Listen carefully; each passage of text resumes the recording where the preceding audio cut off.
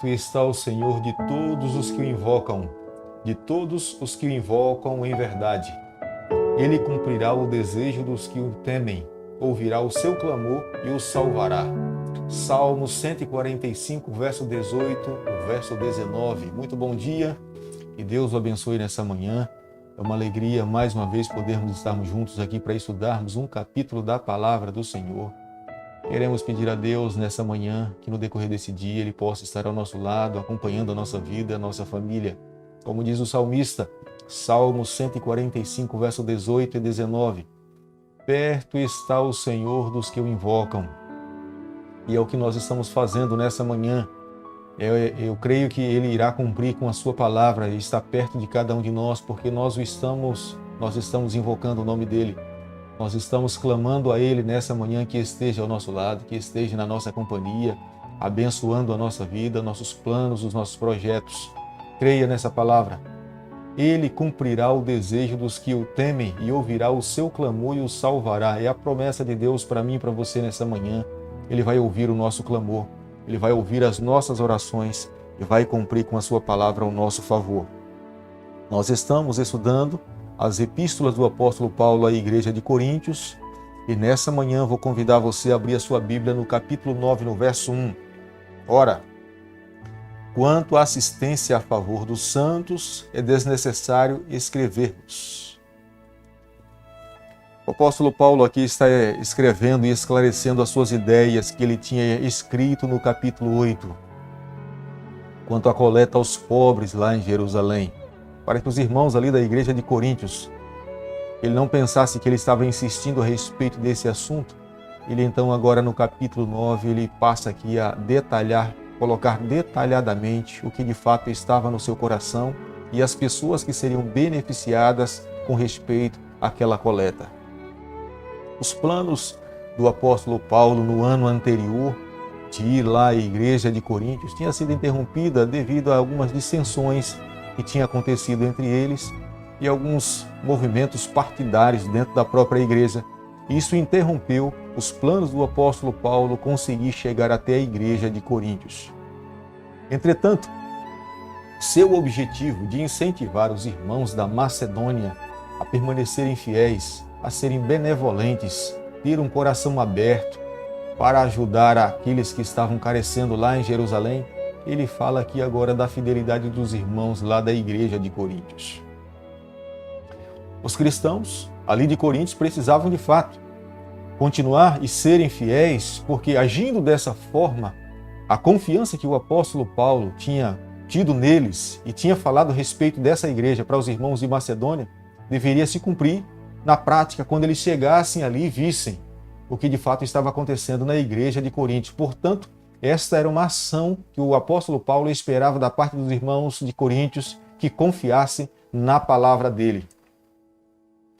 Este é um versículo, capítulo 9, o verso 4, é um versículo que expressa a confiança que o apóstolo Paulo tinha na igreja dos irmãos de Coríntios e da mesma forma recíproca, os irmãos ali de Coríntios deveriam ter na pessoa do apóstolo Paulo quando ele falava que estava indo para ali com algumas pessoas de Macedônia.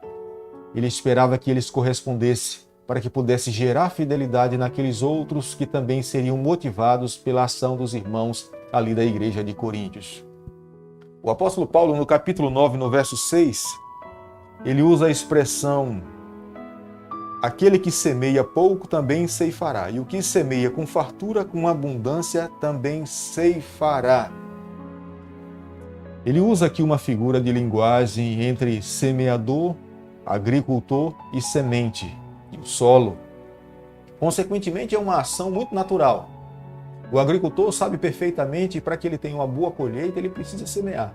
Se ele não semear, consequentemente, ele não terá uma boa colheita.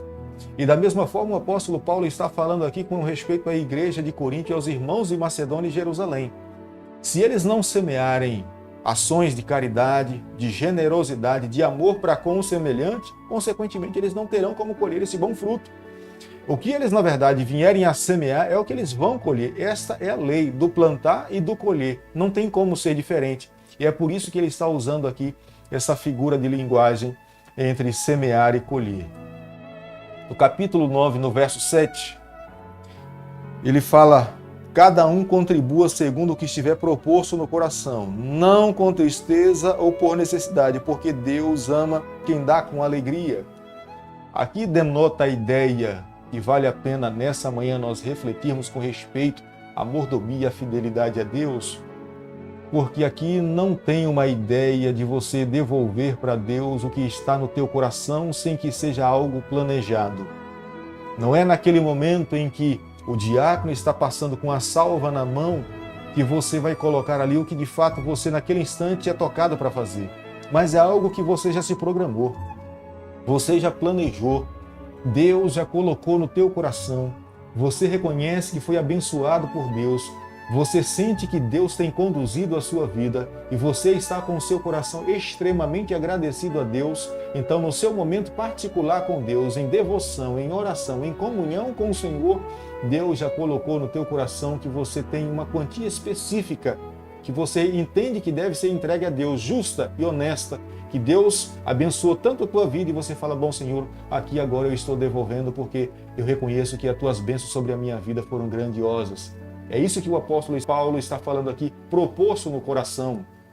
E quando você vê que a Bíblia está falando proposto no coração, não é o órgão que pulsa o sangue, mas é a mente que se planejou, que se programou, que se organizou, que refletiu e entendeu o amor de Deus. E agora então, nesse instante, ele está sendo benevolente para com aquilo que Deus efetuou na sua vida. Da semente, o verso 10, mais uma vez, ele usa a Bíblia, a Septuaginta, Isaías capítulo 5, verso 10.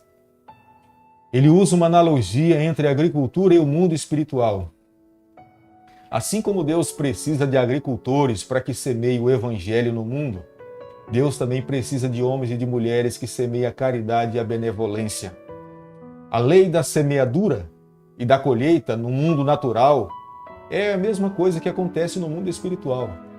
Se nós semearmos a boa semente, nós vamos colher bons frutos. Se nós semearmos uma má semente, consequente, nós colheremos maus frutos. Portanto, aqui a orientação que o apóstolo Paulo estava trazendo para a igreja de Coríntios e, consequentemente, aos irmãos de Macedônia, era que eles deveriam semear a boa semente da benevolência, da caridade, do amor, do perdão, porque fazendo isso, eles teriam também esses frutos para que depois pudessem colher.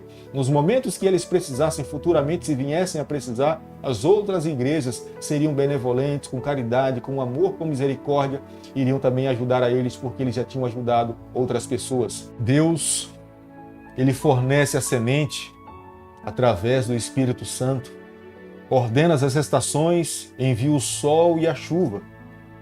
Ele faz o mesmo com a semente da generosidade semeada no coração das pessoas. E ele espera que os seus filhos possam abrir os seus corações para que esse fruto possa crescer e produzir muitos frutos para a honra e glória do Senhor. E no capítulo 9, o último verso, que é o verso 15, graças a Deus pelo seu dom inefável. O apóstolo Paulo conclui o capítulo 9 falando do dom gratuito de Deus enviado aqui a essa terra, a pessoa de Jesus Cristo, para salvar a todo ser humano. O verdadeiro mordomo, o mordomo fiel, é aquele que reconhece que Deus entregou tudo para salvar a raça humana. Deus entregou o seu Filho. Jesus Cristo se entregou por completo na cruz do Calvário. É o que deve acontecer com cada um de nós. Quando reconhecemos o dom inefável de Deus na pessoa de Jesus Cristo, esse mordomo também está disposto a entregar tudo que ele tem na vida, porque ele reconhece que Jesus Cristo já entregou tudo por ele. Consequentemente, é o que Deus espera de um coração que reconhece o amor divino, é a gratidão. Quando nós devolvemos para Deus aquilo que pertence ao Senhor, deve ser a resposta de um coração que reconhece que recebeu todas as bênçãos provindas das mãos de Deus. E esse coração agora se planeja, se organiza, se prepara em um resultado de gratidão a Deus. Agora ele então estipula aquilo que Deus pede para ele e com alegria, com satisfação, com regozijo em contribuir para o avanço do reino de Cristo nessa terra, com alegria em poder contribuir com pessoas que estão passando necessidades, que são filhos de Deus. Ele agora então também está feliz por fazer parte desse movimento do corpo de Cristo.